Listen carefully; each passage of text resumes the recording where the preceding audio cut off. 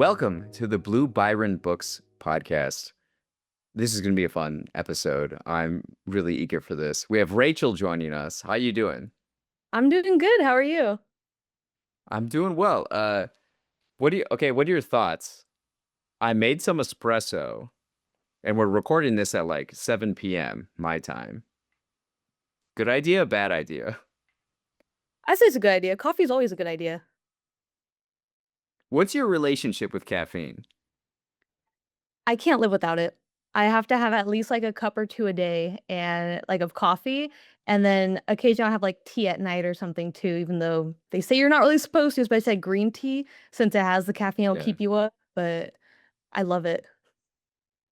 Why don't you briefly introduce yourself?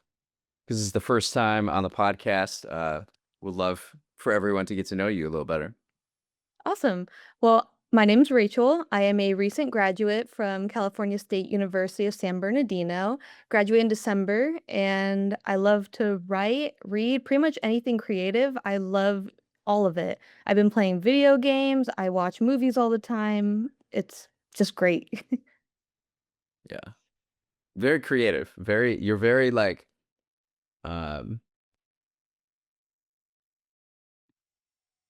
enthusiastic about creativity. Oh yeah, definitely. Yeah. And Rachel sent over some a short story she wrote recently, and very crisp writing. I like that. Oh, thank you. Yeah, for sure. Um Going back to caffeine for one Mhm. second. Yeah. Before we get more into this episode. Um yeah, they say like the reason coffee would be bad at night is because it can affect your sleep schedule, like the caffeine's still in your system. Mhm. Um, I try to do like before 4 p.m. Oh, that's a good 6 time. p.m. I've had a few 6 p.m.s, but now it's like actually 7, it's pushing 7:30. So we'll Yeah. see. I used to I've do been that. getting into I've been getting into herbal tea recently. You ever drink Okay. herbal tea? I think I've had some. Like, what do you consider herbal tea? I know it's like herbs and stuff, but Well, it's an easy way to explain it would just be like no caffeine, whereas like green tea has a little bit of caffeine, and then black yeah, tea has like a good amount, and then coffee has like much more. I think I have. I'm not too sure because I'll have like peach teas, I'll have hibiscus teas, I'll have green tea. I'll pretty much try like any Yeah. tea. Well, how did you get into tea? That's actually a great question. I think it's mostly like when I was sick, and then we used to go actually to this ramen place in my hometown, Okay. and they closed down unfortunately now, but they would always serve jasmine tea, and they would never tell you what it was. So we had to ask one day, like, "What are you like? What tea do you have?" Because it was Yeah. so good, and it just paired with the soup so well. It was Mm. just phenomenal. So maybe that was it. Because then I started buying the jasmine tea that they had. Okay. Nice. Was it in the like the what do you call it? The sachets or the thing like that, or was it loose leaf tea? It was loose leaf. Oh, what a treat then. That's Yeah, pretty it good. was good. That's how I got back into herbal tea. I had a cold at the beginning of the year, and so I made some herbal tea, and then I was like, oh yeah, I like that This stuff is to pretty keep drinking. good. I like mint. This is a mint. Yeah. I like that. See, So I couldn't really do mint. I have to like mix it with something. I've tried making like those medicine ball teas that were going around, kind of like the Starbucks ones, but you make them at home. My mom was making those, and okay. those are good. What's different about it? It has mint tea, peach tea, and you put like you fill half of your glass up with lemonade. Okay, I've been cutting fresh limes and Ooh, putting it in the tea. I've never tried that. That actually sounds really good. Fresh lemons, yeah. Um, cool. Well, Rachel, what got you first into writing and books? Honestly, I'd probably have to say my grandma, because growing up, she was huge on education and reading. She liked nonfiction books, but she always had a book in her hand. And she was always, like, encouraging my cousins and I, like, "You guys should read, try this book, you should be pursuing your education," and all of this stuff, so I was like, "Okay." So I started giving it a shot, and I started with, like, the little kid books, of course, like the little fairy books, and some of Okay. those really caught my attention. I actually got into a really big reading slump too, between maybe, like, 3rd grade to about 6th grade, and then one day in my A slump? class. Like, you're Yeah, talking in terms of, like, productivity, and you're like a nine-year-old, you know? yeah, because I was reading quite a bit. We'd always have, like, designated reading times at school, so I was always reading at least a little bit, and then I just couldn't find a book that I wanted to read, and I started to actually despise reading. I genuinely was like, "I don't wanna read, I don't like reading, I can't." I just couldn't. I just couldn't focus on books because they didn't interest me with what they were giving us in school. And I didn't like also being forced to read. So my Mm, grandma would always like encourage me outside of school, like find a book that you like. And I would go to the library with my mom too, and we would find some like little kid books and stuff. But around middle school, I actually got a book from one of my teachers at the time from our classroom. I asked to borrow it, and it was the False Prince series. That it was like a trilogy at mm. the time, but I think it's like a series now. It's like the Ascendant series, and it was really good. That got me out of my reading slump and back in. That's important, like, would you consider that one of the most influential books you've read? Just for its significance, or no? Maybe. I think in terms of reading and exploring and branching out in genres and stuff like that, yeah, but Okay. I don't I don't know, that one just, like, opened up a whole other world to me of reading for some reason. Like, I could actually immerse myself in that book, and I got so lost and I couldn't put it down. So was it one book, or did you say it was a series? At the time, it was a trilogy, but I just recently found out that she actually came out with more books. It's by, I actually wrote down, so I didn't forget, Jennifer A. Nielsen, and Okay. she for some reason, her books, like, that series just it just captured my attention fully, and I actually bought one of the continuation. I think it's, like, the 4th book that she came out with. I actually recently bought it at Barnes& and Noble, so I'm gonna reread all those. That's fun. That's fun. Did you get into the Harry Potter series? I actually had this conversation with someone, like, 2 days ago. Okay. I read part of the 1st book when it was, like, a huge thing, that everyone was starting to reread them and everything, and I couldn't get into it, unfortunately. I love the movies, but I Okay. couldn't get into the storyline of it. That's fascinating. That's a rare occurrence, I feel like. Yeah, I could do like, same with Percy Jackson. I love the movies that they came out with, and I love the idea of it and the stories and everything, but just reading it, I had to have, like, my grandma read to me. That was one book she did read to me at night Mm, too. I'd go stay with her, and so she would help me try and get into reading again, and that okay. was one of the books that she was reading to me was Percy Jackson, and we finished the book, but I never got to continue them. I'll have to give 'em a shot again. Okay. When did that come out? That's a great question. For some reason, I wanted to say 2008, but I do not think that's right. No, it had to be, like, at least the 90s. Mm.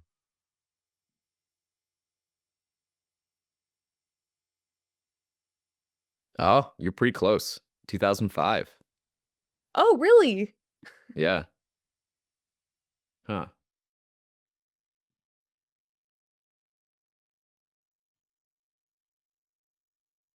What would you say are the 3 most influential books on you? Okay, so one of them I'm gonna say is kind of a cheat, kinda not, because it's a Ray Bradbury short story, not quite a book, but Okay. it is one that has stuck with me throughout, like, 2 or 3 years now. It's The Veldt, and there's actually, like, a short episode, I think, that was made on it too from, like, I wanna say, like, 90s or something. And it's basically just, like, warning against, like, the advancement of AI, technology, and, like, how it, like, disrupts your life and everything.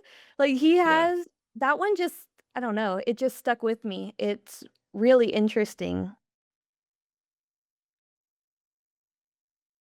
Okay, so that one. Have you read it? This is no, I haven't. I read I remember during COVID I read Fahrenheit 451. Oh, yes. Yeah. I wasn't the biggest fan only because like I feel like a lot of the philosophical fiction from that era I feel like becomes the same and the message is the same, Mhm. which I like see and I like agree with in a sense, but it seems like the same story but packaged in different ways. Yeah.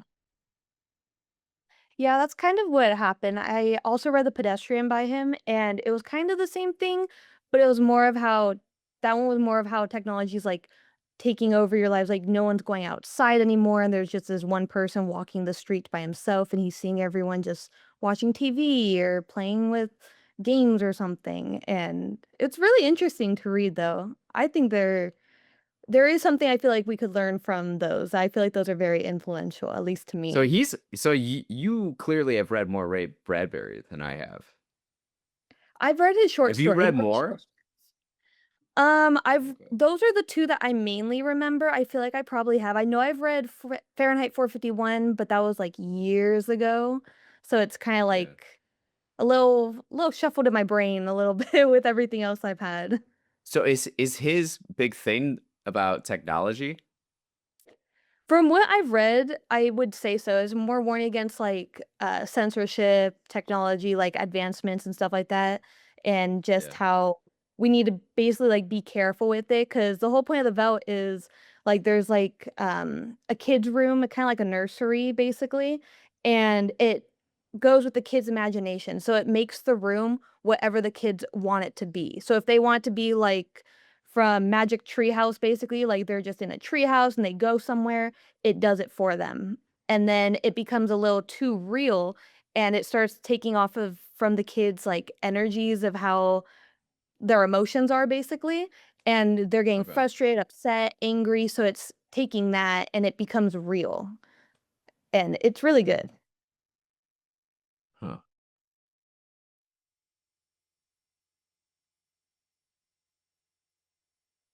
That made me think of a a book I read today, uh, called The Sloth and Mindfulness, like a Oh, okay. children's book, like a cardboard book, a board Mhm. book. Yeah. No, no, I don't think it was a board book. It was thicker than that. I think it had real pages. It was like I forget the author's name. It's like a really interesting book, but it made me think of when you experience emotions Mhm. like anger or other various emotions. The sloth was saying, let them all pass. So it made me think Okay. of the emotion part of the room you were Yeah. just saying and how it turns into that. So like your mind then gets turned in from all these emotions you experience, and then the mind kind of like makes it bigger than it is. Yeah. Anyways, I'm sorry. What were the other two influential books that you were thinking about? Of course, I love it, but Catcher in the Rye, I just Right. love that book so much. It's so good and it has so many like just deep meanings behind it with like mental health and how you just like go about things.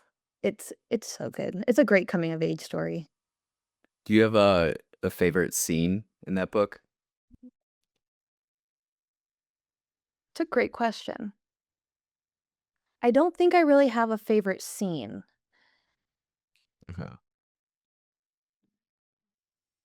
I have to I haven't read it in like a year or two now. I'll have to reread it. Yeah, I'll have to we've think talked about about that this next time. before. Yeah. We've talked about this before, how, like, one of my friends, that's his favorite book, and he has, like, 20 some copies. He collects copies Mhm. of the book, and he's got tattoos of Catcher in the Rye on his forearms, and, he wears, like, the Holden Caulfield hat. He Oh, he wears, wow. like a flannel hat, right? Yeah. Yeah. Um, is the main thing so that book sometimes gets a, like, negative connotation. Is that because the person who shot John Lennon had a copy of Catcher in the Rye on them?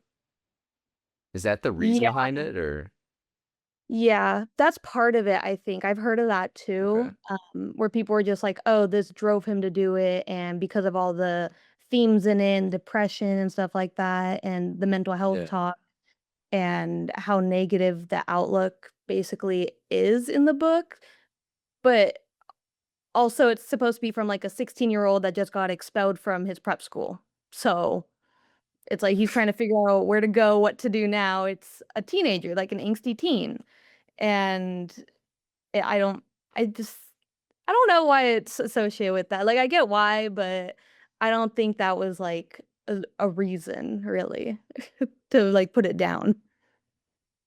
What year does it take place, the story take place? Is it, like, Ooh, the that's a 40s or 50s or something? I actually don't remember the year. Let's see.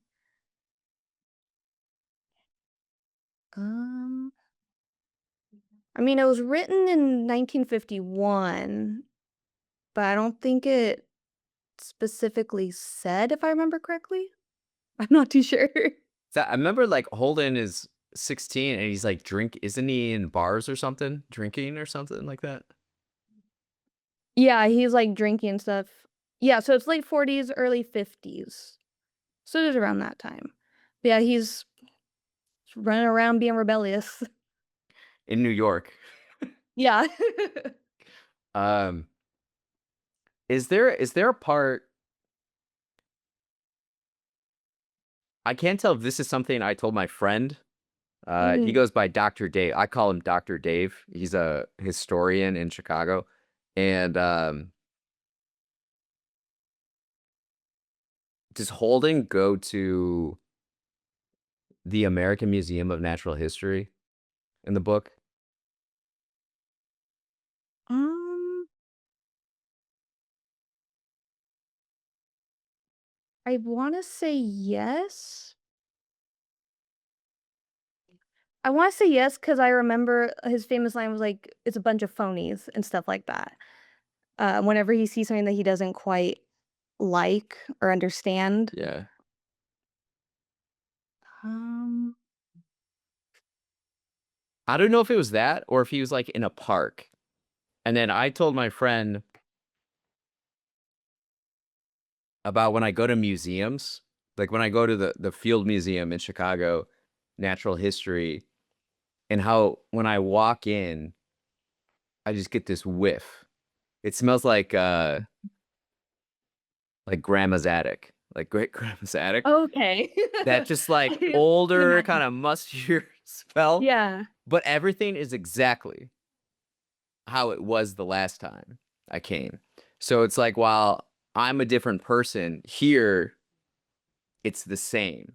And then he brought up Catcher in the Rye. So I couldn't remember if Holden goes to the museum and he says something like that, where it's like, I've changed, but everything here is the same kind of thing. Or if it was the Yeah, park in New York, I can't remember. I think I think it was both of 'em. I do remember the park for sure because I guess that could be potentially one of my favorite scenes because he's talking about, like, the geese because he sees them flying over, Yeah, and he's like, "Where do they go for the winter? Like, where are they going?" And that's, like, one thing that stuck with me for some reason, is just like, "Where are they going?" yeah. Yeah, I think That I would be would a doubt it because he doesn't in the book, it's very much like he doesn't like change, he doesn't want any change, so I wouldn't be surprised if he went to a museum. huh. What about third book? 3rd book would be Esperanza Rising. That one Nice. oh, that one was another kind of, like, coming of age story for me. I read it in maybe 4th grade, so it's been over a decade now, but it was a book that definitely sat with me, and it was, like, dealing with a difference in culture and stereotypes and how things work and changing of lifestyle for this young girl because she moves from Mexico to the US, and her family's, like, forced to live there, and she has to learn a new way of living because she had, like, a more prestigious lifestyle in Mexico, and then she comes to America, and now her mom and her grandmother are, like, working the fields, and they're trying to, like, make a living for themselves, and it's very, like, female empowering too to me. What genre is it? I wanna say Like it's literary fiction or fiction. Yeah. It's like, I think they classify it as a children's book for, so like, a like a fictional in children's book. between kind of like young adult book? No, I think it's considered a children's book. Okay. Um, Let me check this out. pretty sure. I'm not too sure because I that's like one of the things that I find interesting with book stories and genres is they're so overlapping, and especially like with subgenres too, because one of the best things I can think of is I used to see Coraline a lot in the fiction section, and it was never Mm, like anywhere else. It was always in fiction. Then all of a sudden they moved it completely from fiction to the children's section. And some of the themes in Coraline, I'm like, I guess it's supposed to be a children's book, but the themes are a little bit more like intense, I feel like, compared to like when you read like what is it, Dr. Seuss or something. yeah. The young adult historical fiction novel. Oh, interesting. I wonder why they put it in children's then. Kind of dark too. Their father was murdered, it looks like. Yeah. Wow. Interesting. Those are some interesting books. I see the cover. Yes. The cover does look more children's leaning. I know, that's why I'm like, I get confused sometimes because 'cause I'll see things in one section, then sometimes in another, or it'll just be moved, and it's, like, Yeah. being constantly reclassified. Huh. When you're reading, are you paying attention most to like language or ideas or feeling? What kind of stands out to you that way? Kind of all of it, honestly. I like to analyze books and pretty much anything, even movies I'm watching, and it's a lot of the time, I feel like I'm more drawn maybe to feelings and, like, the storyline behind it. Cause I like to find out Okay. maybe, like, author's intent or what did they mean by this? Is this, like, foreshadowing? And it's actually a kind of a fun thing that I, like, have to do. I've made it, like, almost like a ritual now where I read the last page of a book first before I read the book. Interesting. Why do you do that? I don't know, just all of a sudden, because I don't know. Some people were saying, like, when I was growing up, you flip open to a random page in a book, you read, like, a page of it, see if it interests you and if you can comprehend it. Because as you're getting older, your reading level, as they called it, like, goes up. So see, like, where you're at, and if you can understand it, try and read it. So maybe it came from that, and now I just open to the last page, but now it's also, like, if I try and read a book without reading the last page, it just bothers me that I can't, like, continue, I gotta read the last page. It also, I feel like, adds to, like, this buildup of the story to figure out how did they get from point A to, like, point Z. Huh.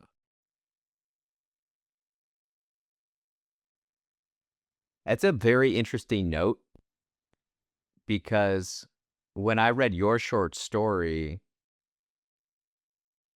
I read the ending first, Oh, and then I okay. went to the beginning, which is not what I typically do, but I just like did Something it. called you. That's very very interesting. I feel like. Hmm. Yeah, it's a fun What is thing. it? What is your creativity? consumption of creativity look like on a daily basis? Oh, it's all over the place. Like last night I was just coloring like a coloring book. I did like an arts and crafts project. I'll play video games. I of course read and I'll write. There's a bunch of stuff, a whole range of things. Watching movies. I'll listen to other podcasts as well and music. Huh. That's a lot there. That's a lot. Yeah. What kind Sometimes of the arts and overlap crafts of projects? So recently, I actually took a canvas, like a blank canvas that I had laying around, and I wanted to paint, but I also didn't want to make a mess. So I decided, you know what? I have side like scrapbook paper basically, the backgrounds, and I just ripped them apart and I put them together, kind of like a little scrapbook like picture. And I just used that, put some stamps on it that I liked, and some random ribbon that I had lying around, and I just made a little canvas to hang up. So you had a blank canvas, you said, Yeah. but you were worried about paint. Yeah. So instead you took construction paper Mhm. I and just ripped it glued up. it? Yep. I glued it Okay. onto it and everything, and I even put, stamps, like, I have letter stamps that you can form words with, and I put, like, little words and stuff on it, and then, there's, like, this gold foil, like, ribbon that's leaves on it, and I put down, like, corners, some pearls on it. Came So out cool. when you made this, um, did you like visualize what you wanted to make, or did you just kind of go with the flow? I just went with the flow. I held, like, 3 pieces of paper, said, "What could I do with this?" Kinda laid them around, I was like, "These look good together, okay," and then just decided, "What if I started tearing it and, like, did a almost a like a Picasso type thing?" Like, just Yeah. find different shapes and put things together. Did it turn out how you hoped it would? Did it satisfy like It did, I had one part where I was like, "Maybe I should paint, like, a corner of it or something, like, put some accents on it," but I didn't like it, so I had to cover it back up with some extra paper that I had, okay. but in the end, yeah, it actually came out a little bit better than I thought it would. What tell me about the is that a painting behind you? Oh, yeah, that one we just bought from the store. I thought that was gonna be like an arts and craft project, and you'd be like, "Oh, Oh, I I made wish. this." I wish. Uh, what other arts and crafts projects have you done? I'm actually going to, like, an art class kind of, for printmaking, and we're gonna, like, carve out our own little stamps and then put them on paper and stuff. So, that should be fun. Huh. What do you find,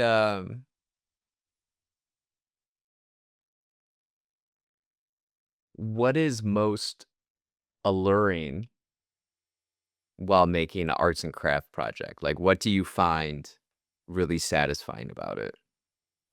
I love the process. I like trying to figure out, like, what goes together, like, if I'm doing a visual project, I like putting different colors together and playing with different contrasts and trying to figure out what would, like, make something else pop or what would kind of be subtle enough that you don't see unless you're, like, looking at it type of thing. Just Okay. the whole process is lovely, and then same with writing is just throwing things down and seeing where it goes. Yeah. And you're, uh no, I think I'm gonna ask that later. What kind of video games? Oh, a bunch. Anywhere from, like, Minecraft, Sims, stuff like that, little simulation ones to, like, Dark Souls type games or roguelikes, been playing Hades a lot recently. Hades is like a roguelike where it goes through, like, the mythology and stuff, and you're trying to, like, escape from Hades, and it's really good. Tell me about Minecraft. I'm unfamiliar with Minecraft. Minecraft, the block game? You haven't heard of it? It's probably the biggest game. No, I've heard of it Yeah. a lot. I've seen it a lot, and it was See, made no, into a I movie. think Like, what a oh, yeah. what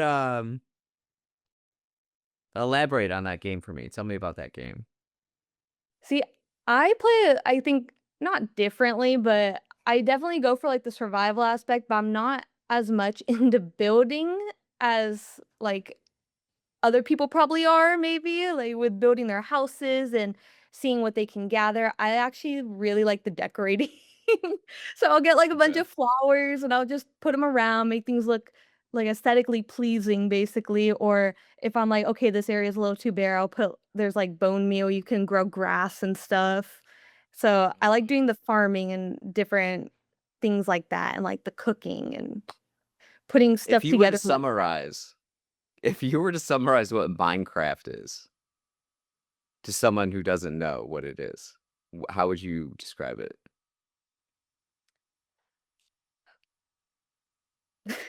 Just survive.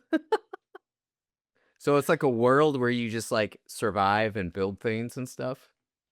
Yeah, you have to eat, you can kill monsters that are trying to kill you and all that. The swords are very recognizable. Yeah. I see those swords, they're like styrofoam. Those Oh, look yeah, fun. from the stores and stuff. Yeah. Yeah. And did you say The Sims? Yeah. I always liked The Sims. That was a fun thing. I love Sims. Yeah. It is definitely a fun game to me. Some people get bored of it, but I haven't. So The Sims, and then there's like Sim City, Sim Farm. Oh, I didn't know there was Did Sim you do Farm. those ones? No, I think That I was did like Sim back in the City. day. That was probably like 15 years ago. So I don't know if it's I still did a thing. SimCity though. I actually did have to play that for one of my classes too in middle school, cause like, Oh, you had to, like, nice. build, like, skyscrapers and stuff, and it Yeah. was interesting. Huh. Movies? What kind of movies you watching? I'm a huge into horror. I love horror. I've been anticipating a couple movies that were supposed to come out and then they got canceled, but it's a fun genre to me. I like the adrenaline rush of it kind of and trying to figure out like what's going on. Same with mysteries, any thrillers, anything that kind of makes you think a little bit. Okay. Okay. What's your favorite horror movie? Oh, that's a hard one. I do have to say I do like Saw. I really like Saw. I like the storyline, the plot Yeah. of it, and everything. I really do enjoy that. What number movie are they on now? Which one? Ah, see, that was one of them. They were supposed to come out with 11 last year, and 11? Holy cow. 5. Yeah, they were supposed to come out with n number 11, but then they couldn't decide on which way to take it, so they canceled it and they completely scrapped it. But I think they said was it Lionsgate or Paramount? I don't remember. Oh, no, it was Lionsgate. I think Blumhouse bought it, and they're gonna, I think, remake it. I hope. Okay. That's like a very successful 21st century horror franchise, I feel. Mhm. Maybe the Scream isn't as big, is it? Um, I think it is, but with the way that the movies are going, people are kind of falling off of it, kinda like what they did with, like, Michael Myers and Halloween, how it just kept Yeah. going. It's like, "Okay, we can kinda end it. It's okay." But Saw, what makes Saw different is that it's not like one horror character, right? It's like scenarios. Yeah, and it's scenarios, and then they came out, kinda early in the series, actually, maybe, like, movie 3 or 4, they came out with, like, the apprentices of Jigsaw, so you have, like, other storylines now, and then you get a little bit That's more right, Jigsaw. Yeah. backstory. Yeah, I like all the twists and turns, and it's like, "Oh, that's what that meant." You go and rewatch it, and you see, like, the little hints and how things don't quite add up as much. It's really Yeah. good. The plot, at least, of it is really good, I have to say. I know it's not everyone's cup of tea, but I probably only saw like 2. I think I saw the original one in theaters, I wanna say, and it was so vastly different than other stuff I've seen. It Mhm. was like very like really I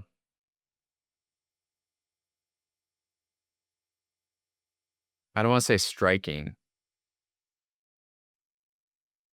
It was like shock. It was like it's different because then it put you in the like situation of what would you do in this Yeah, scenario. You know what I mean? And that made it yeah, really like more felt and personal, you know? yeah. Almost like the psychological factors of it. Yeah. Yeah, it's very um psychological in that sense. I feel like a lot of the horror movies are psychological though, right? Yeah, they've been coming out with a lot more psychological ones. Huh. Now, when you're watching these, are you streaming them on like Netflix or something, or do you like how do you watch them? If I can do it through there, I will. I do actually own the series though, so I have the DVDs. Um, Okay. but yeah, if I could watch them on a streaming service, if I don't already have them, then I watch them there. Okay. What would you say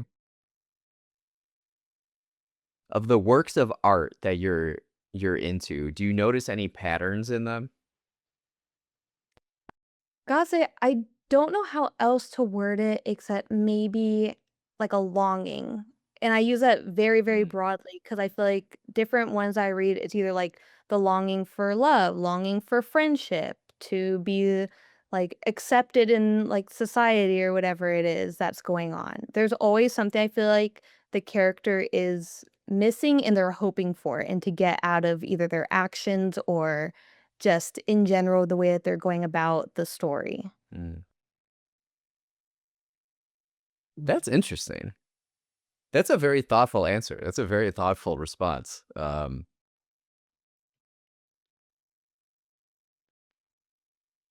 What about like works of art, like say paintings and stuff? Do you notice any some like patterns in the things you like? I feel like it's almost the same, actually. There's one that I really, really love. It is like my favorite one. I think it's called yeah, okay, I had to make sure it's right. It's The Kiss by Gustav Klimt. I hope I pronounced that right. But it's the one where the couple's wrapped in, like, a gold, like, draping, like, blanket, basically, and it's, like, a pattern, like a quilt almost. It's just thrown together. Oh, It looks interesting. it's pretty. Yeah, that is, like, my favorite painting, my favorite picture, everything. Really? Yeah. I'm gonna share my screen so any viewers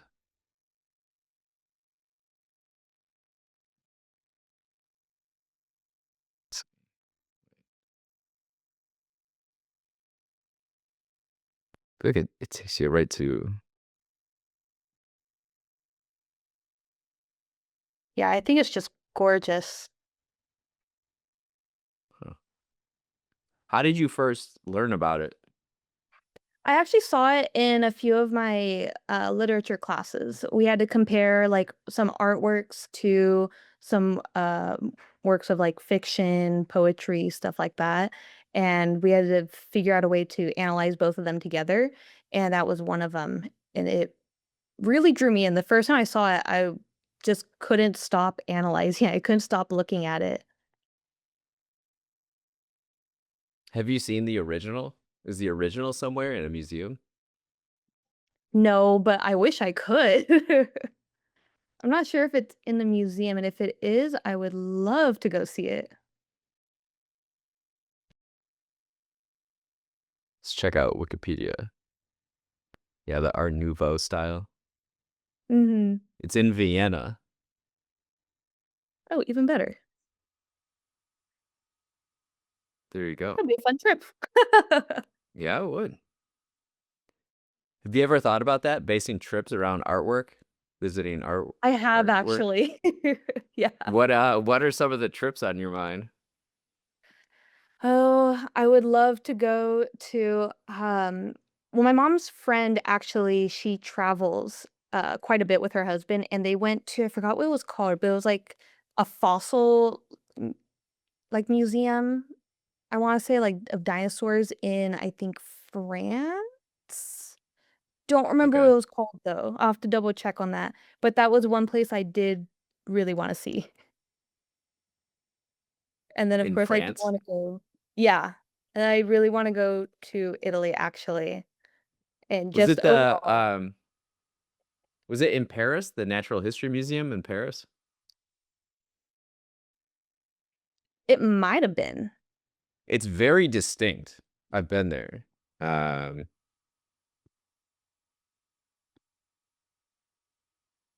it's sort of unlike any I've been to.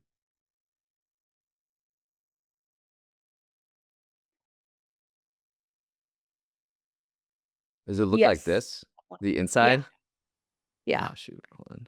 I like the pictures she was posting was they were just so gorgeous, and it looked so cool.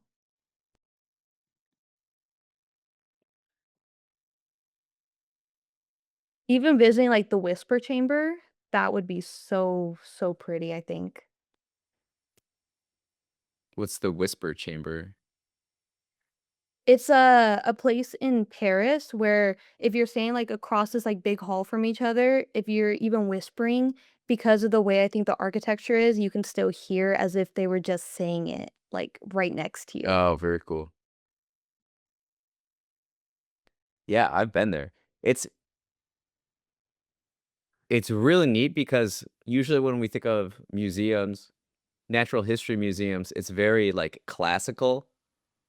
You Mhm. know, like, I've been to the one in London and New York and Chicago, but this one is very, like, Parisian with all the, like, kinda fluidness, and Mhm. it's very, like, late 19th century, but it's very small, and it's very, like, not a lot of screens and displays. It's very you feel like how we were talking with the Holden Coffin Field, where you go and then you could come back 10 years from now and it's still the same, you know? It probably Just looks the preserve. same as when it was built, yeah, you know? Yeah. And they're not looking to be flashy, like, a lot of, uh, natural history museums, you know, they want, like, these big attractions, and they bring in these n new exhibits. Mhm. The one in Paris is seems very, "This is how we built it. It's just gonna be this way." I always It was picture. under I would say it's underwhelming in terms of size, spectacle, um, natural history education, Mhm. but it's beautiful and very unique, you know? Yeah. Small is like, it's almost like, uh, and, oh, by the way, you're, like, walking in a garden and you're like, "Oh, what's that?" It's the, Laboratory de Paleontologie, and then you go in there, and then you're like, "Oh, this is interesting." It's very interesting display, yeah. I Oh. would check it out for sure, though. It is cool. Yeah, I would love to Very just different. travel and find just in general beautiful places, even if it's just like a garden or a park. Yeah. It those like even architecture, so gorgeous. What do you think it is about that? Where do you feel like in order to feel something, you have to be somewhere else than where you are? Or I think it's just a matter of change probably. See something different and yeah, maybe more I don't wanna say more natural, but seeing other like natural monuments or things that are around the world, yeah, the different climates and cultures. huh. Do you have, like, a, like, number 1 destination you would like to go next, or For some reason, there's actually 2 places. I've always been wanting to go to the Netherlands. Just I don't know, it just seems so pretty, and I would just love to visit. And then, this one's more not, like, local, but it's within country, is Boston. I've been getting this pull to Okay. Boston for some reason. I feel like Boston is very, it could it could be very, what do you call it? I could see it being very bookish, you know? Oh, yeah, You know what I mean by, like, I could bookish? see that, Like, yeah. yeah, yeah, yeah.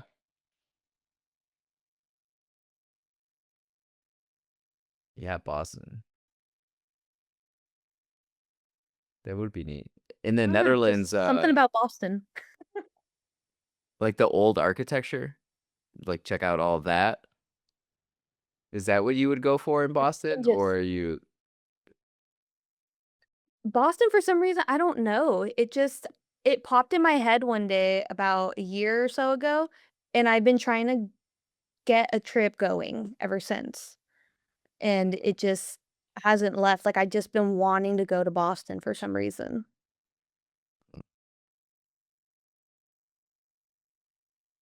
It's Yeah, kinda that's like an itch interesting. you can't scratch. Yeah. The Netherlands? Like Amsterdam? Is Amsterdam the draw or, like, the outskirts and, like, the countryside? Probably countryside, just see, like, all the nature and everything and just have, like, a different flow going on than, like, Are you a big fan constantly, of, like Van Gogh? I like some of his works, yeah. I haven't seen too many, but yeah. Well, he's from there, and so a lot of the paintings are that, Oh, okay. like, kinda landscape, yeah. I didn't know that. That's something on my list.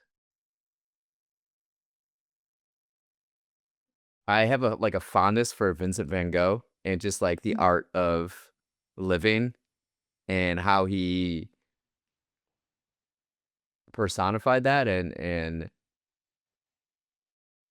there's a book called Dear Theo, and these are letters to his brother Theo, who was his art dealer, and they're the most beautiful letters, just talking about everyday life and describing a group of school children walking down the street. It's just, like, so beautiful, Mm. and so, like, there's 37 Van Gogh self-portraits in the world. 33 are publicly displayed, Oh, and 4 are in the United States. The Art Institute of Chicago, um, the National Gallery, or the gallery, or one of the galleries of arts in DC, the Met. Is it the Met or the MoMA? I think it's the Met. And then there's one no, there's 6 in the US. There's one in Detroit, there's one, I think, in New Haven, Connecticut, and one, I believe, in the Boston Art Museum. oh, okay. So And that could then be there's some 17. Then there's, uh, I think 2 in Paris. I saw both of them. And then I think there's 17 in the Netherlands. oh, wow. So it's quite a Van Gogh place, yeah. Yeah. It'd be fun. That could be cool to go see all of them. Make that like a life goal. Like, it's like a unique kinda, like, out of the box kind of, bucket Mhm. list item. Yeah. Uh, and that's funny. When you in terms of creativity and influence, are you more influenced by people in the past, or would you say, like, contemporary? I'd say both, but mostly in the past, so probably the past then. I feel like Okay. with the past, there's a lot of, like I don't know, like, how to describe it? There's a lot of emotion, and I feel like it's kinda cathartic.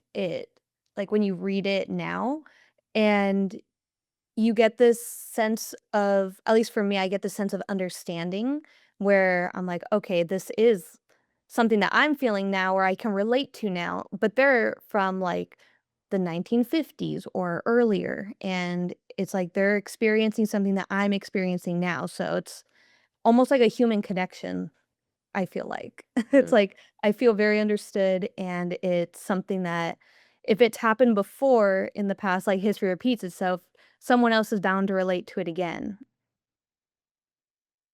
So how do you think people in the future will think of like us now and our work?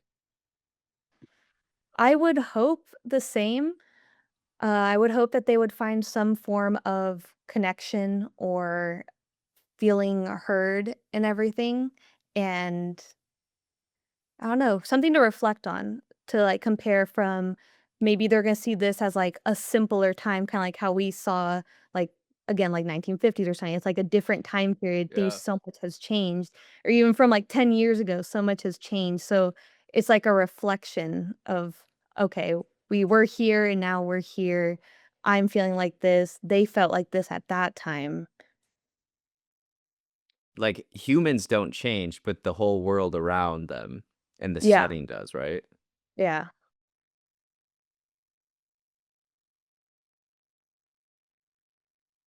What do you think people in the future looking back on today, what do you think they'll be most interested in or curious about? Mm. I really wanna say probably our technology, unfortunately.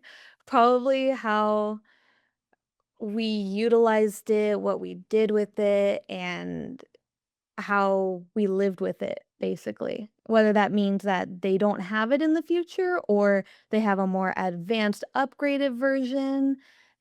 I think it would just be an interesting thing, kinda like how we look back and we're like, "Oh, they didn't have mobile phones, they didn't have cell phones or an iPhone." Like, some people are like, "How did they live like that?" Other people wanna go back to that. So I feel like it would be I hope it would be something like that where they're curious about how we lived, and they're probably gonna be wondering about our technology more than anything since we're kind of advancing it in this time age right now. So do you think they'll have more advanced technology or do you think they'll be like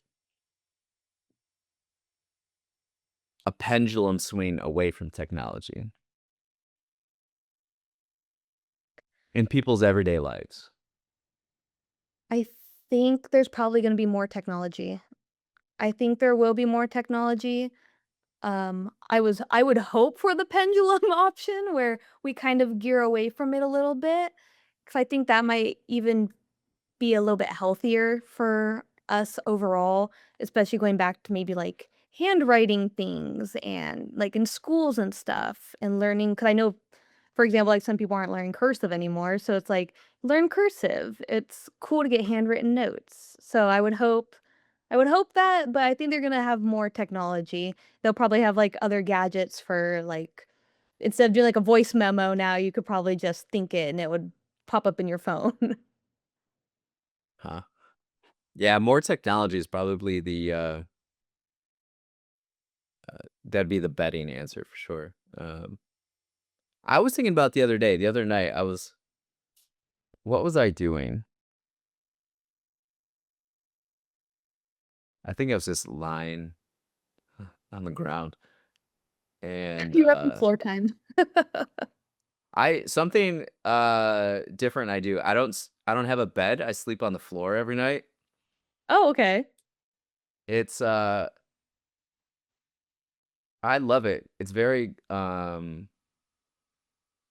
just grateful for four walls, a roof and a ceiling and it's like all you need and there's this feeling of aliveness Mm. that sometimes you just take for granted with a with a bed. This happened because I moved from Chicago to rural Wisconsin and when I was moving out of my apartment in Chicago, I was living in a high rise. And the last few days, you know, you're just moving your stuff around and, you know, you take apart your bed and stuff. And so I like slept on the floor and I'm like, yeah. Yeah. Like, so I was lying down, anyways, and I didn't I don't know if it was that. I have a rocking chair too that is in, like, my library, my study, and it looks out and it's a farm field Oh, with that oak sounds trees, nice. and I'm like, I think to not you are living luxuriously if you don't have a screen in your face. Yes, I agree with that. Like, that's the luxury, like, that's the best. It's Mhm. like, why don't more people do it? And it's likely because,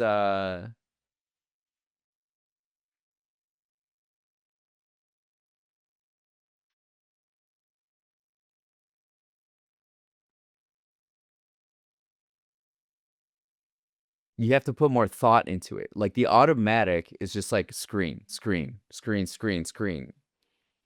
But if you say no to it, there's like a power with it that, like, Yeah. feels very luxurious. I don't know.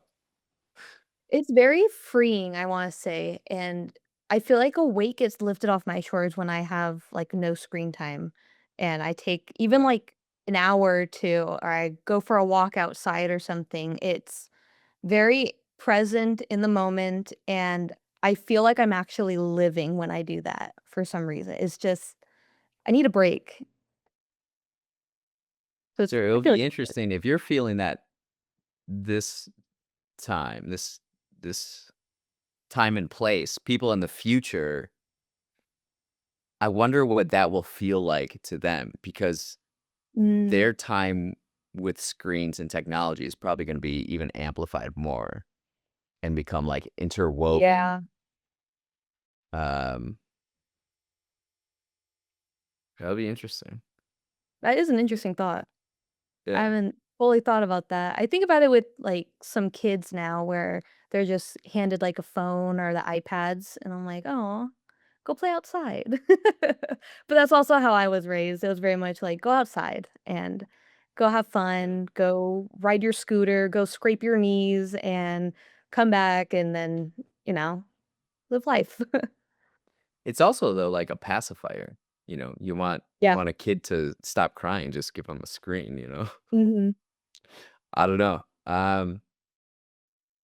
How much of that is American too? I feel like a What lot of it. we're describing. I feel like a lot of it is.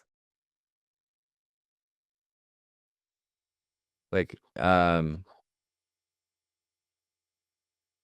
was it no, not Paris.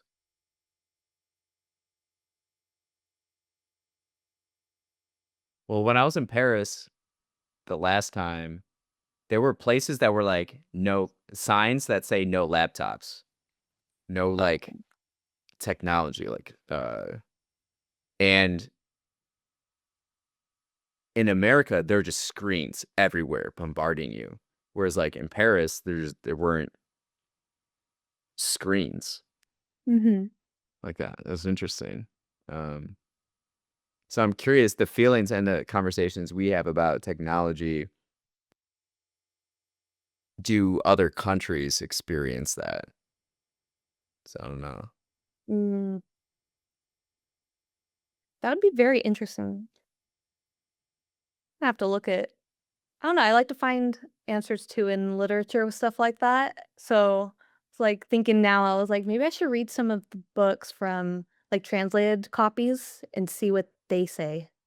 See like Mm, what themes come up in those in their stories and stuff and like fictions. yeah. In stories, do you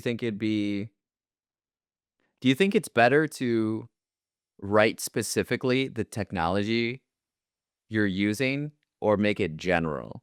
Like, I think Ray Bradbury in his stuff, he wasn't specific with the technology, so you could use your imagination and fill in the blanks, but today, would someone say, "Oh, an iPhone 15," would you reference that, or would it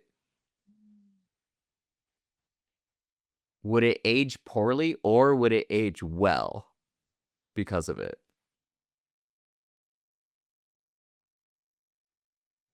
I wanna say might age well, because if I were to look back at that, if I were, like, let's say, like, 20 years in the future, and I look back and I'm reading a book and it says, like, the iPhone 5 or something, I'm gonna go, "What?" 'Cause Yeah, it's a different time period, and I feel like that also might enhance the story in terms of, like, the yeah, time pe that it's based in, and what the characters are probably going through, and how it's gonna be different than, like, a contemporary book for that time period. yeah. I always think about the reason I bring this up is because Ludacris has a song called "Roll Out." I think it's in "Roll Out" where he brags about having a PlayStation 2 in his ride, and I always thought about that, like, is that gonna age well or bad? Because as we go farther, it's like PS2 is old, but during the time, it's like the thing, you know what I mean? Yeah. So I always I don't think know, about that in, like, culture. I see that kind of like the museum situation too, where it's just Yeah, preserved, and it's like, that's the day and age, the period and everything where that's preserved specifically because that was the meaning behind it is still there. It's still like, that was a big thing, and it's kinda like reading or even, watching old TV shows and stuff, kinda like the older, like, Price is Right, stuff like that. Because I love Price is yeah, Right. I will say that, I love it. yeah, But looking back at shows like that where it's like, "Guess the price for this, like, rice-a-roni," and you're thinking in your head price is now, like, $6 for that pack, but it's really, like, $2, and you're like, yeah. "That's cheap," but then you think about it, and it's like, for that time period, that's probably they're expensive. Like, it's I think it's pretty cool. I like watching, old commercials. You know, when Oh, yeah. we think about how annoying ads are today, but when they're, like, 20 or, like, older, you could just watch them, and it's, like, such an interesting thing, I feel like. It's a Mhm. cultural kinda, like, time capsule. Um, It's interesting because I actually really like the old, like, kid commercials where it's, like, the Wubble Ball and stuff like yeah, that, the ones that you blow up. yeah, I loved those commercials. Those are, like, very nostalgic to me whenever I see something related to them, yeah. and, like, how they used to advertise through commercials, like, for the Pillow Pets when they first came out, all of those. Huh. What's your when you're at your best, what does your creative process look like? Describe that. Ooh, when I'm at my best, I think I think it's still relatively the same, but I get really locked into my project, so I will just keep writing and writing, like, someone can talk to me, and I not to be rude, but I just won't respond because 'cause I'm just so Okay. in the moment with it, and I would still just whatever's in my head and I think it's a good idea or I really like where it's going with my story, I start writing it down and I just keep going with it. Even if there's, like, spelling errors, mistakes, or anything, I just keep going, and then I'll go back once I, like, reach kind of not quite like a roadblock, but a moment to just stop for a second, and I'll go back, quickly fix the errors, just like the spell check really quick, then go back, and then I'll be like, "Okay, so now how does this tie back into everything else? Or how do I want this to tie into the future of the story?" So, Huh. I'll just get pretty good chunks in, actually. Some, like, Yeah. between, like, couple paragraphs to, like, page or 2. What, what's the environment look like? Oh, it's sometimes quiet, sometimes I have music playing in the background, or like a TV show or something.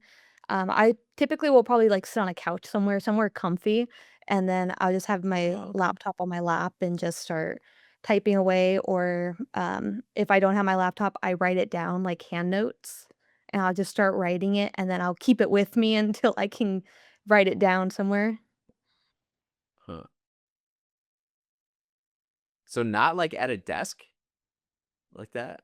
No, I had a lap desk, but then my laptop kept sliding off of it, so I need to invest in, like, a better one, but I don't have a desk. If I had a desk, I can't even say I would for sure, like, 100% use it for that. Mm. I probably would at times, but it wouldn't be, like, my spot probably. We have, like, we call it the green room because literally just, like, a really, like, pastel mint green. It's really pretty, Mhm.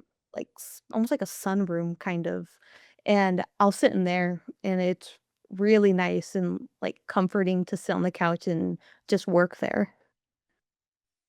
What kind of can you see like nature around it? It Would you say just like outlooks to the street, but it's kinda fun to okay. people watch. It's fun to watch people walk by, and it's kinda like, "What are you doing out? What are you doing?" I'm getting this vibe of like um a weekend morning, and it's like this beautiful morning, and it's like Mhm. Saturday, and you're just like, yeah, I'm just gonna chill here and just do my thing. Pretty much, yeah. Same with, like, reading, just sit there, and then something catches your eye outside, or you see, like, a blue jay, you kinda watch it for a few, and it's really pretty, it's really nice. Yeah. What would you say your relationship with discipline and intuition is when you're creating meaningful work?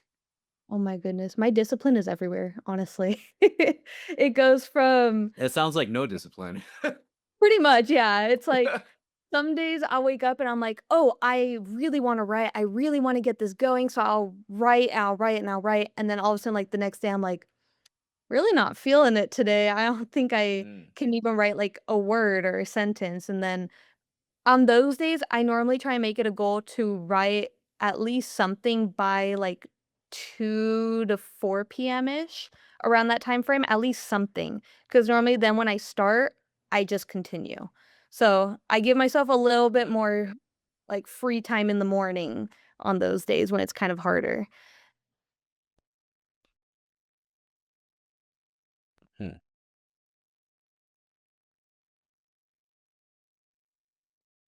Yeah, my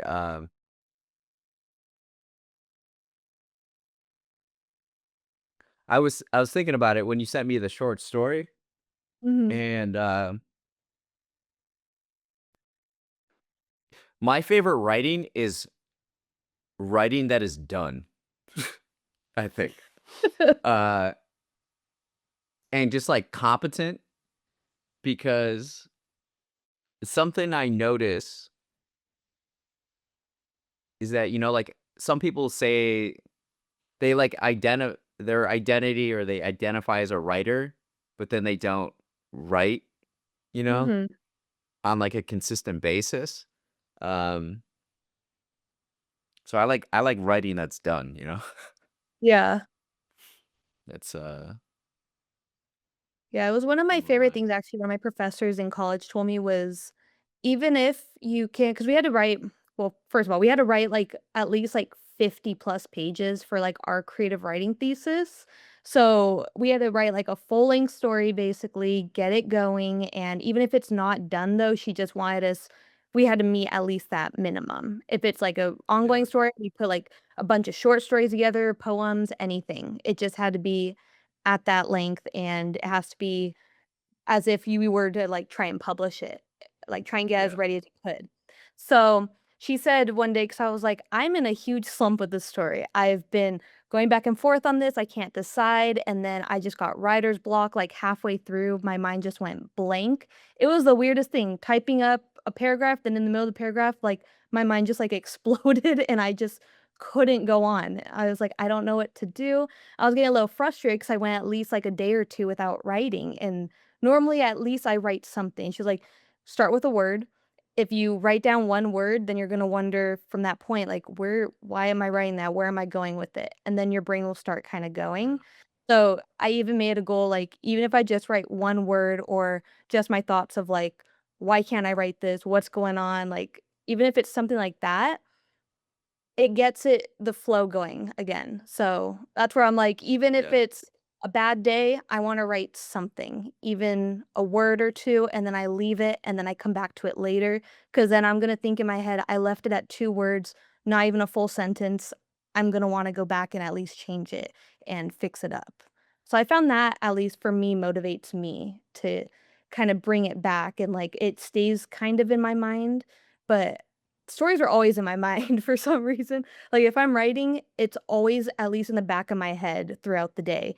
It might not be there constantly, but it's there. Something will remind me of it. I'm like, "Oh, yes, I'm writing a story," and then take from, like, real world experiences or something that I see, and I'm like, "That could work really well in this scene. Okay."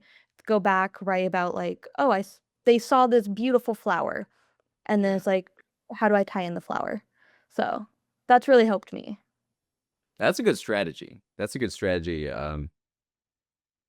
Who was it? Was it Stephen King? Stephen King will start a sentence and then purposely leave so that the next morning when he comes to it, he has to finish it and then it gets him going, you know? Mhm. I think that's pretty interesting. Yeah. Um, what about if like in the future, looking back, how would you want people to feel when they come across your work? Mm, probably the same thing of, like, what I said earlier, probably connected. I would hope that it would be something that if they can't or don't feel like they can express it themselves, I hope that they can find some sort of comfort in there that someone wrote something that might be able to help them explain it or feel like they've been heard as well, and or even just, like, realize that it's a human thing. It's completely Yeah. natural, it's fine, like, I hope you feel human enough that you're like, "Okay, someone else has had something even similar to this, and it's okay, it's normal." So you don't feel like you're out of the box isolated. Do you feel like that's a common thing, a big thing where like people experience human emotions and they feel like they're isolated or alone in it? Oh, definitely. I think even Yeah. someone that could claim to be, like, the happiest person or someone could genuinely be the happiest person could still probably be like, "Why am I the happiest person, but no one else is experiencing this? Like, what is so different?" I feel like there's always Mm, some form of doubt or question, and that's just part of human nature as well, to where you're either gonna doubt yourself, doubt others, or just kind of like an imposter syndrome. You don't feel right, like something just doesn't feel right, or you're like, "Am I the only one feeling like this?" Or "Why am I the only one feeling like this?" And I guarantee you there is someone out there that's not saying it. So I think it's important, especially in literature, that someone does come out and say it or expresses some type of similarity, no matter how, like, ugly it yeah. may be. Yeah, I love that. I love that. Um, what kind of music are you listening to lately? Oh, I've had Gang of Youths on and 5 Seconds of Summer. I've been kind of in, like, an upbeat kind of, like, a I don't know, Gang of Youths normally makes me feel very, like, Gain of Youth, I gotta connected look and this up. aware. Yeah.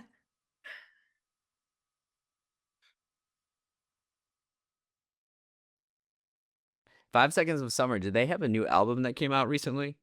Oh, yeah, Everyone's a Star. Yeah, yeah, yeah. Yeah, that one's What'd you been think of that album? Did you listen to that one? Oh, I love it. I think it's great. Yeah. I love all of their songs, honestly. It's really good. They've been, like, my top, like, favorite band for a while, but I was very excited when they came out with this album, so I've had that one playing recently.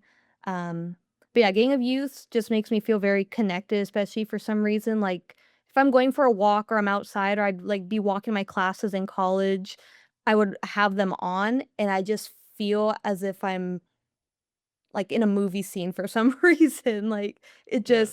it makes me feel very like, "Oh, be aware of everything, look at the grass," and it's very nice. I highly It's very recommend them. Vincent Van Gogh of you. Look at the Yeah. grass, look at the You know, so when you were saying beautiful, that everything's earlier so gorgeous. Yeah, when you were saying that earlier, it actually reminded me of "Song of Myself" by Walt Whitman, because that's also a Okay. really, like, influential book and, like, everything to me, because it's literally down to earth. He explains things so beautifully and is so captured by the simplest of things in that, like, whole What is that? poem. What is that? Walt Whitman, A Leaves Song of of Grass? Myself. Yeah, it's from Song. Leaves of Grass. Oh, so it's like a poem in there, or Yeah, like writing in there. yeah. It's a poem, a very, very long poem, but it's so good to me. It brings me back to, like, just earth, and as the best way to put it just brings me back down to earth, and I really take in everything around me of, okay, like, there's animals and the trees and the smallest of things, like, even, like, I don't like spiders, but I'd even be like, "Okay, I appreciate you," and Yeah. it just makes me rethink everything. It's a good little refresh. For some reason, I feel like I have Whitman around here, like in this drawer. I He's don't think calling so. I think it's now. in the barn. What books do I have in here? If I empty it out, thought I had. I think it's like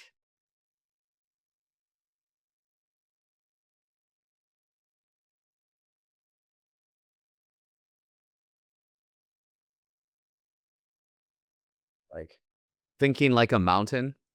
Maybe that's what I was thinking. I don't know. Okay. I have Leaves of Grass somewhere, but I haven't read it clearly. Uh, what what would you say you're curious about in with Mm. society in general? With society,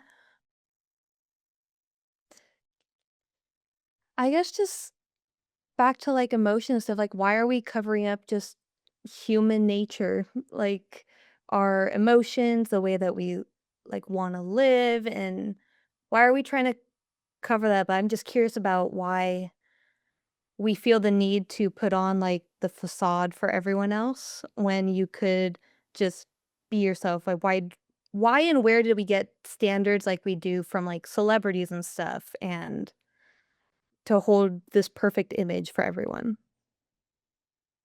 So you feel like most of us are out here where I feel like a common term is mask. Yeah. People are wearing masks out here. Yeah, pretty much. Like, I feel like we're just in society, like, everyone covers up so much, and it's not like you have to tell everyone everything, obviously, but you cover up so much that you tend to lose yourself, and then you get kinda lost. How do you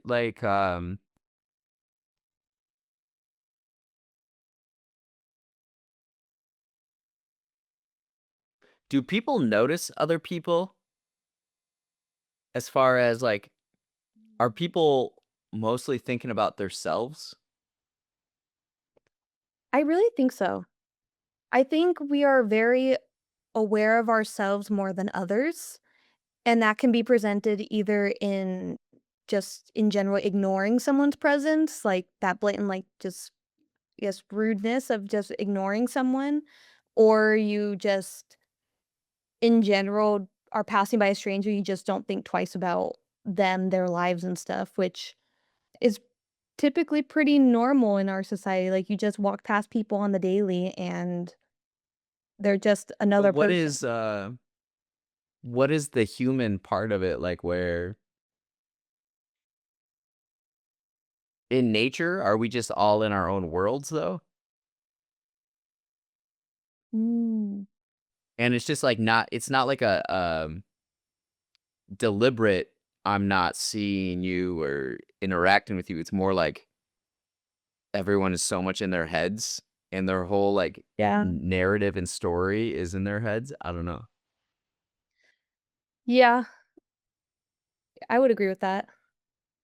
But then what you're saying is that they're not a lot of people aren't being their true selves publicly though.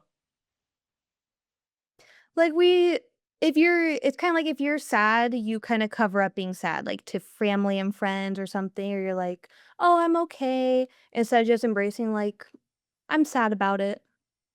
You just kinda, like, Yeah. put on that mask, and you put on, like, that lie of, like, "Oh, it's okay, it's okay." You kinda, like, dumb down emotions and just or like numb them.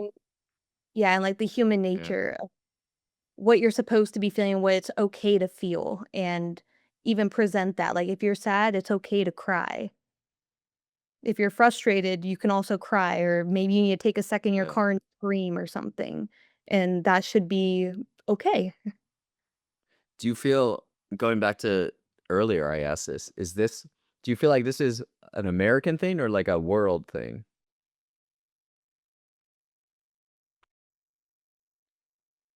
The only experience I really have is, of course, like an American thing, but Yeah, I would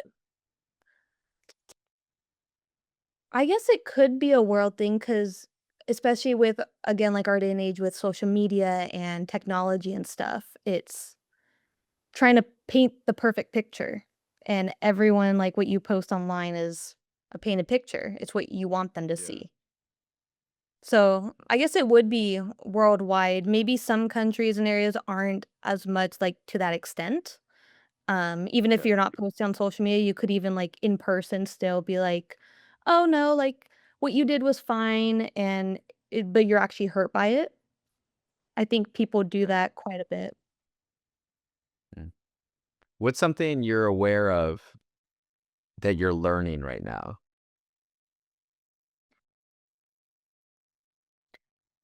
Something that I'm aware of that I'm learning? Not too sure.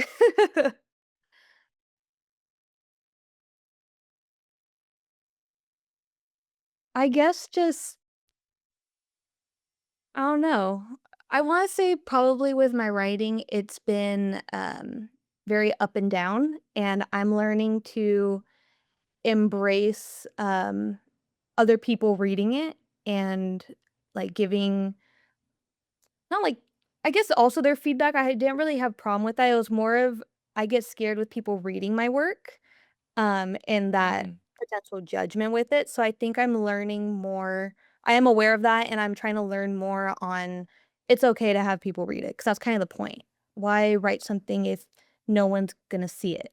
And I wanna be able to be I wanna be able to, at least try and force, like, the connection, like what I was saying earlier with, like, yeah. drawing out, like, all the emotions and writing things down like that from the pretty to the ugly and be, like, almost, like, form this, like, comfort space for people to be like, "Okay, this is okay." And in order to do that, I have to have other people read it, and that is Yeah. something that I'm trying to get a lot more comfortable with. That's good. That's good. Good for you. Yeah. Um, Last question. How do you Mhm. envision growth, success, and fulfillment in your life? Probably just overall being always trying to strive to be, like, better. Better, like, in terms of my lifestyle and the way that I wanna live and doing things for me as well, like, taking care of myself, again, going for walks, taking breaks when I need to, all, like, the self-care stuff, and I've always had this rule for myself since I was able to work is I will never like, I will accept a job, but then if I don't like it, I'm not gonna stay. I want a job that I enjoy because then if you enjoy your job, then it's not really work. At least I don't see it as work. It would Yeah. be like something that's like, okay, I get to do something that I'm enjoying, maybe not having like the best of time in, but I at least enjoy my work and I feel fulfilled in it in terms of like helping other people or doing something that makes me feel good. And that would be success to me, is that I'm Yeah. able to do something that I really like. Awesome. Well, this has been a lovely conversation. I've really enjoyed this evening. I did too, thank you for having me. Yeah. Well, this has been Rachel on the Blue Byron Books podcast. Thank you once again. This has been a lot of fun. Thank you so much.